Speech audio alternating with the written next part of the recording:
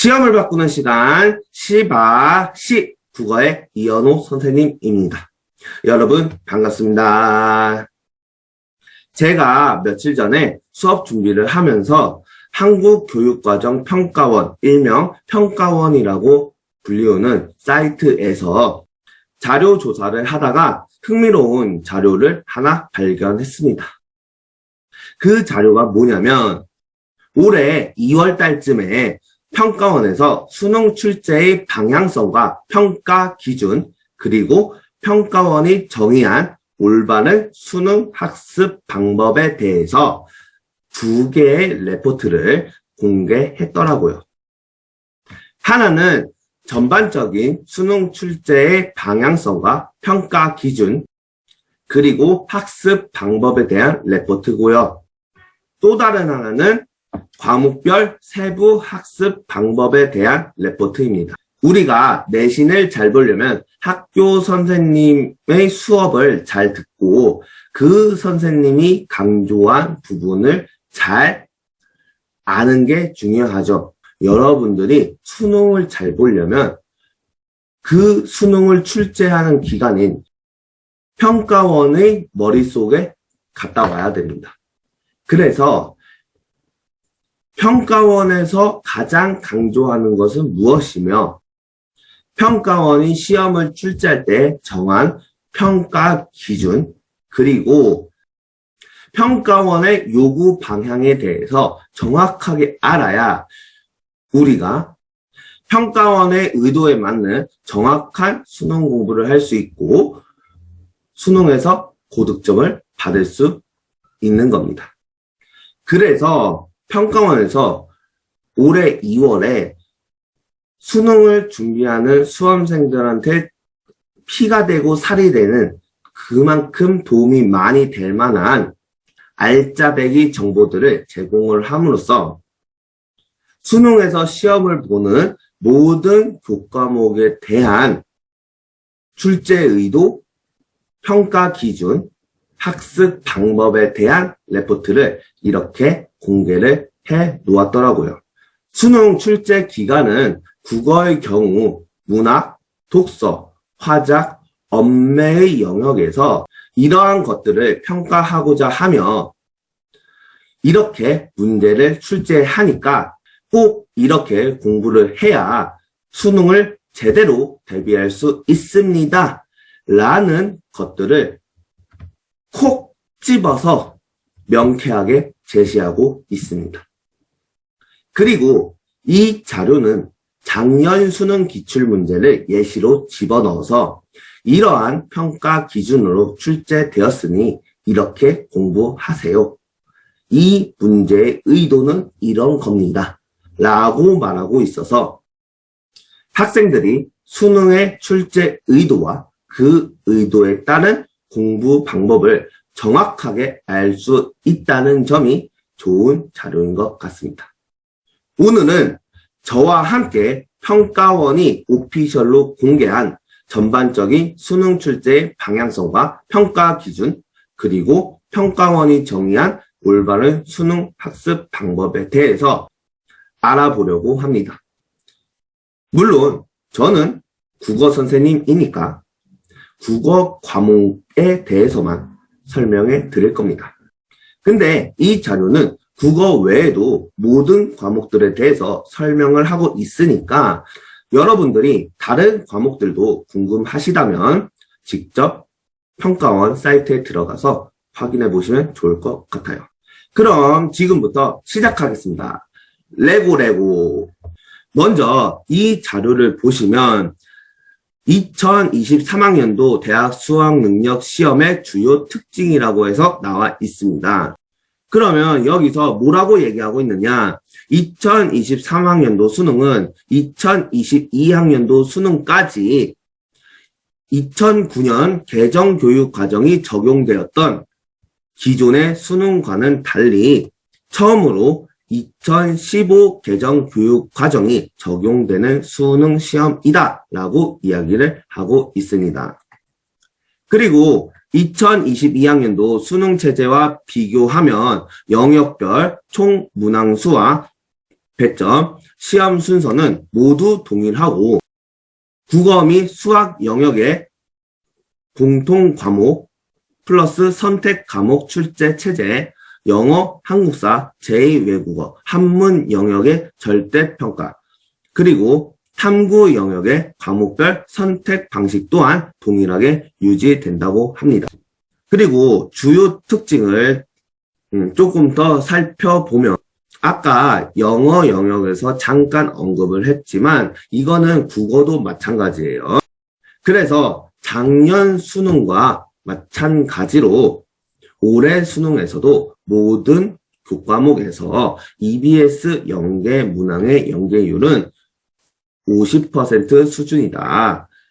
그리고 연계 방식은 과목 특성에 따라 간접 연계 방식이 활용되기도 한다.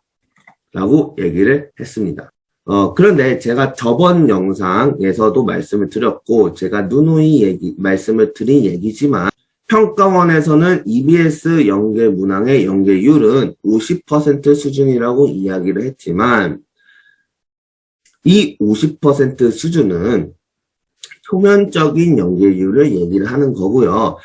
그 속에 내막을 들여다보면 오히려 작년에 수능에서 출제되었던 경향을 보면 독서 같은 경우는 지문의 소재나 그 문장, 문구까지도 유사하게 출제된 경향을 보였기 때문에 재작년 연계율이었던 70%가 거의 동일하게 유지가 되고 있다라는 것을 여러분들이 꼭 기억해 주시고 수능을 공부하는 데 있어서 EBS 연계 교재는 반드시 수능 특강, 수능 완성 둘 다 철저하게 공부를 해 주셔야 된다라는 것을 말씀드릴 수가 있고요.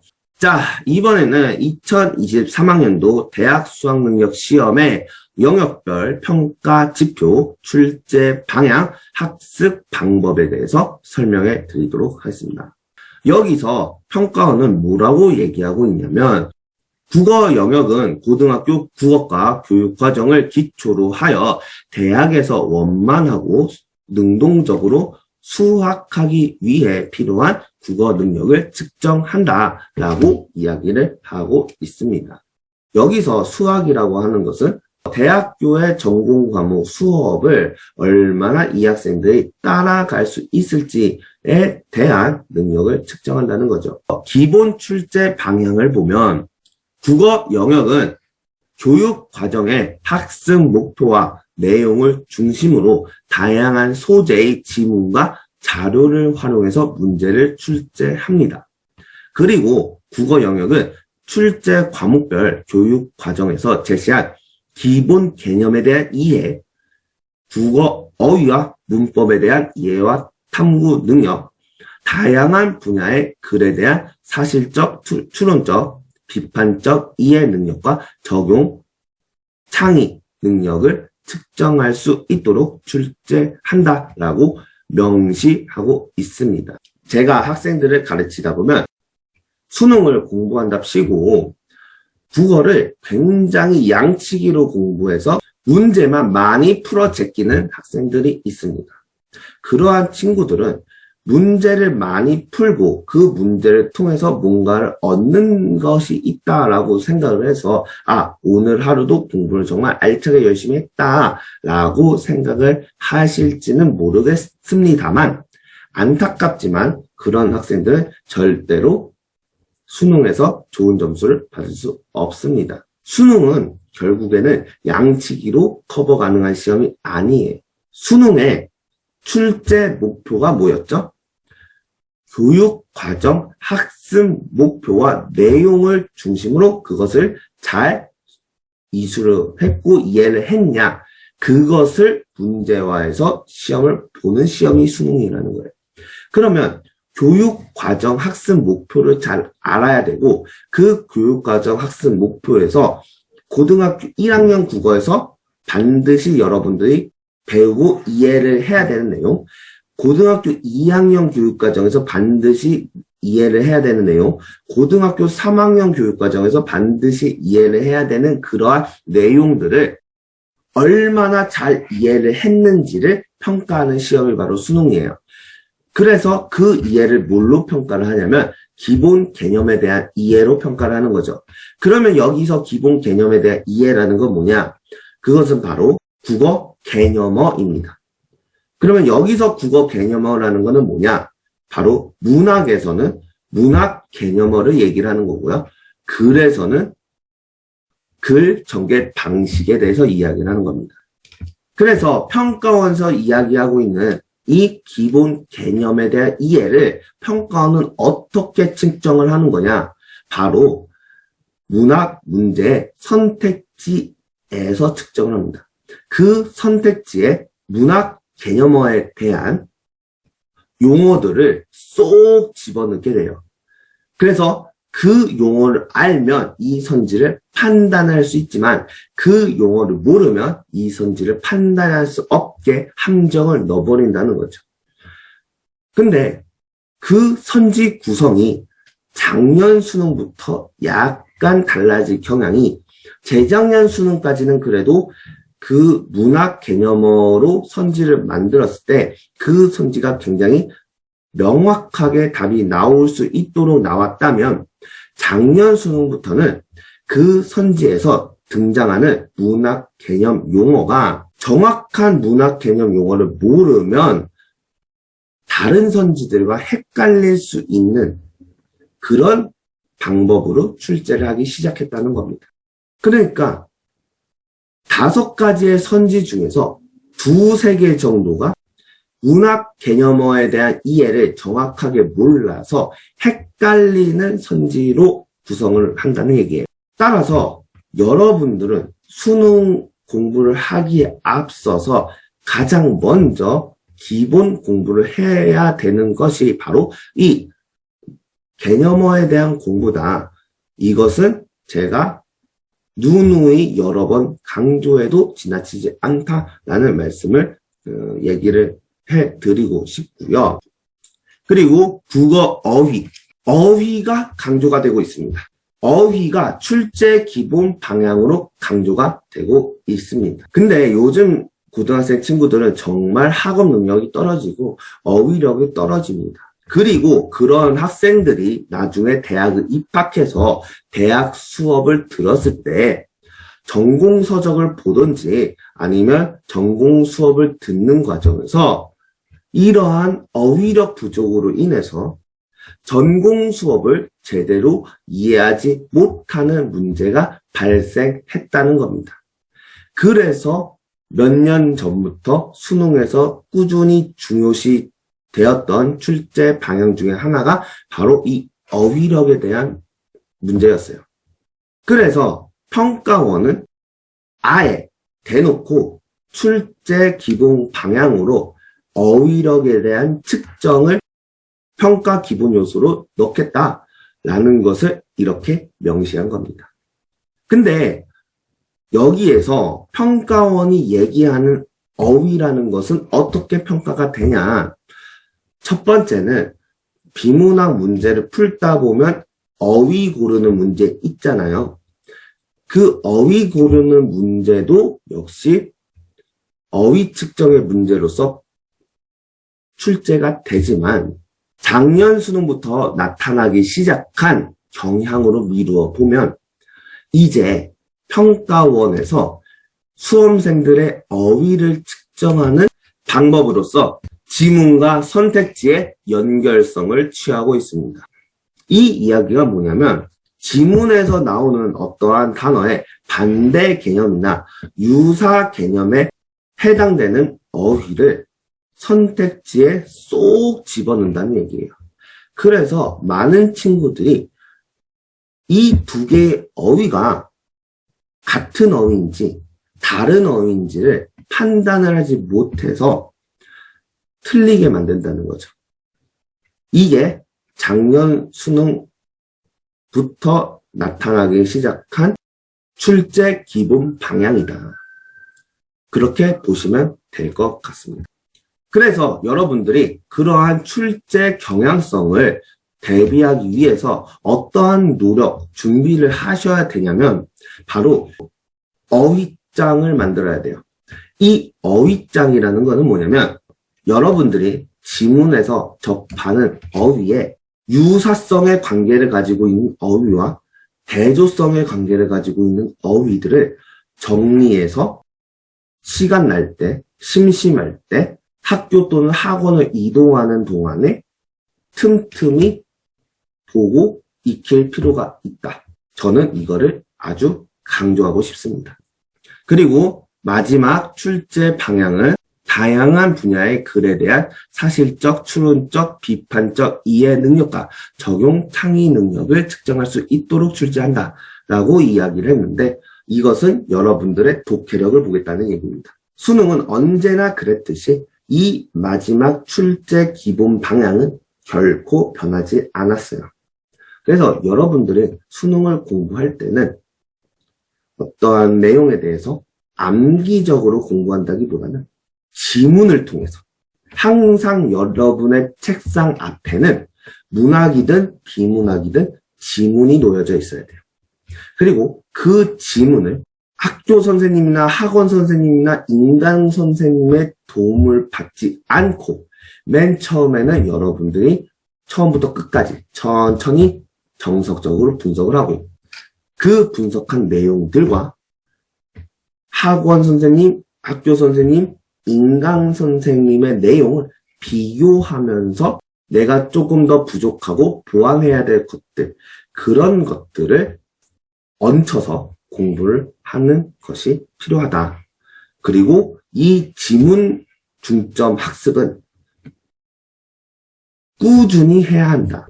그러니까 오늘은 하고 내일은 안 하고 내일 모레도 안 하는데 그 다음날은 하고 그런 식으로 불규칙적으로 공부를 하는 게 아니라 지문을 통한 국어 공부를 일주일에 빠짐없이 매일매일 해서 그 독해 능력을 향상시키는 훈련을 반드시 하셔야 한다라는 것을 말씀드릴 수 있겠습니다.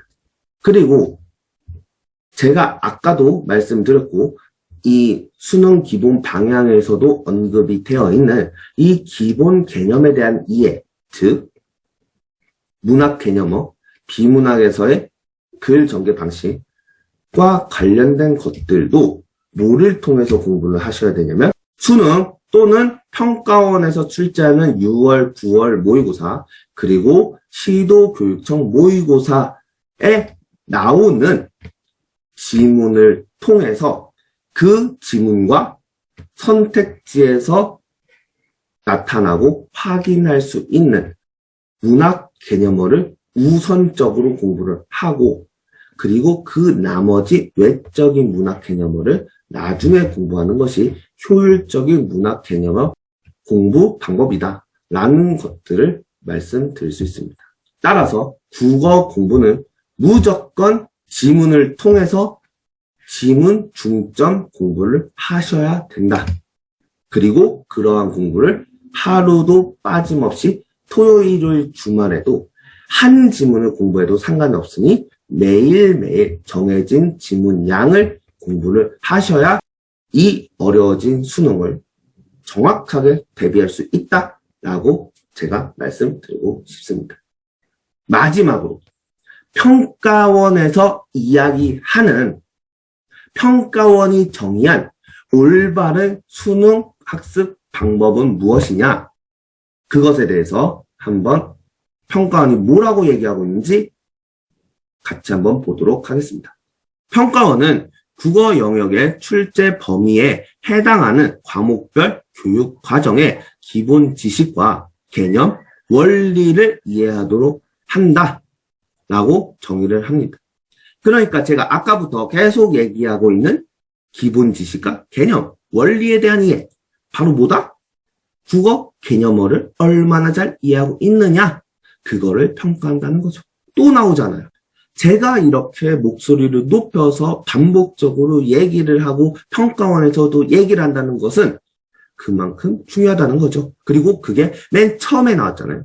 맨 처음에 나왔으니까 그만큼 더욱더 중요하다는 거죠.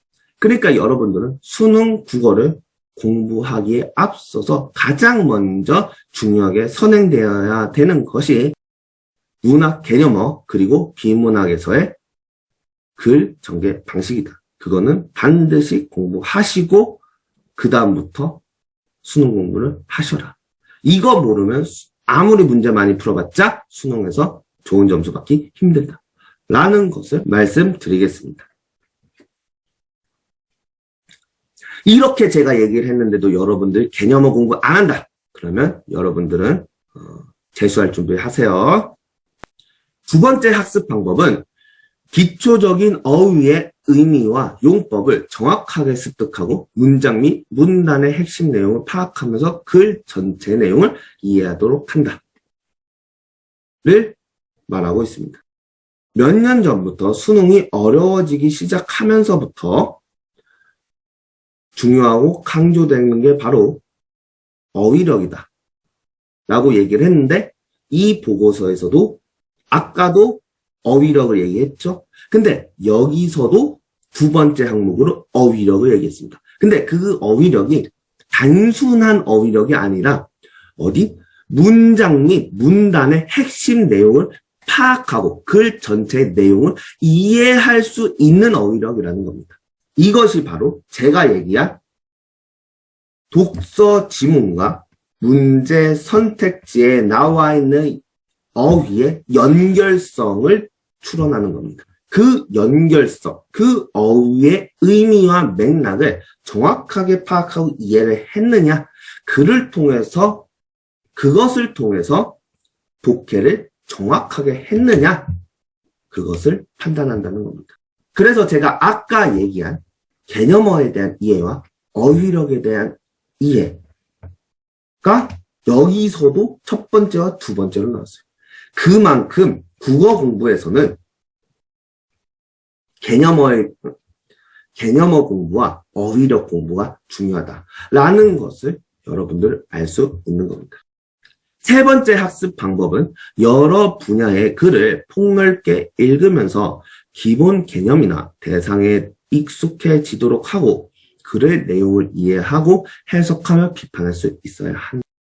네 번째 학습 방법은 교과서 내외의 다양한 문학 작품들을 폭넓게 읽으면서 교과서에 수록된 문학 작품을 중심으로 깊이 있는 감상을 하도록 한다입니다. 이 이야기는 여러분들이 문학 공부를 할 때 있어서 고3 친구들은 수능 특강, 수능 완성에 있는 문학 작품들만 공부를 하잖아요. 그리고 솔직히 그것만 공부하더라도 벅찬 게 사실이잖아요. 그런데 평가원에서는 뭐라고 얘기하고 있냐면 너희들이 문학 공부를 제대로 하려면 수능 특강, 수능 완성에 있는 EBS 연계교재에 나와 있는 문학 작품뿐만 아니라 지금 시중에 나와 있는 고1 국어교과서 그리고 고2 문학교과서에 나와 있는 문학 작품들까지도 다양하게 공부를 하는 게 수능을 대비하는데 좋다라고 이야기를 하고 있는 겁니다. 이 얘기는 저한테는 어떤 이야기로도 들리냐면 수능 국어에서 EBS 교재가 연계가 될 때 보통은 현대시 한 작품, 고전시 한 작품은 반드시 연계가 돼서 나오고요. 그리고 현대소설 한 작품이거나 아니면 고전소설 한 작품, 그것은 그때그때 다르게 출제가 되는데 보통 그렇게 세 작품이 문학에서 연계가 되거든요. 그리고 나머지 작품들은 외부 지문으로 외부 작품들이 나오죠. 여러분들이 한 번도 보지 못한 작품들이 나옵니다. 수능 특강, 수능 완성에 나오지 않는 작품들이 나옵니다.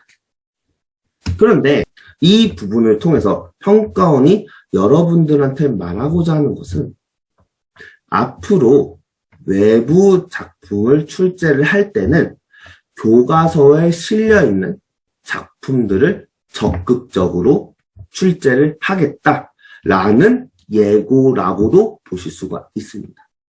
다섯 번째 학습 방법은 화법과 작문과 관련된 건데요. 다양한 담화 원리를 이해하여 담화의 내용과 형식을 사실적, 추론적, 비판적으로 이해하도록 한다입니다. 여섯 번째 학습 방법도 마찬가지로 합법과 작문에 관한 내용인데요.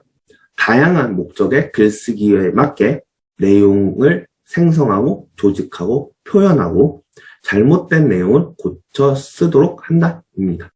일곱 번째 학습 방법은 언어와 매체, 특히 문법과 관련된 내용인데요.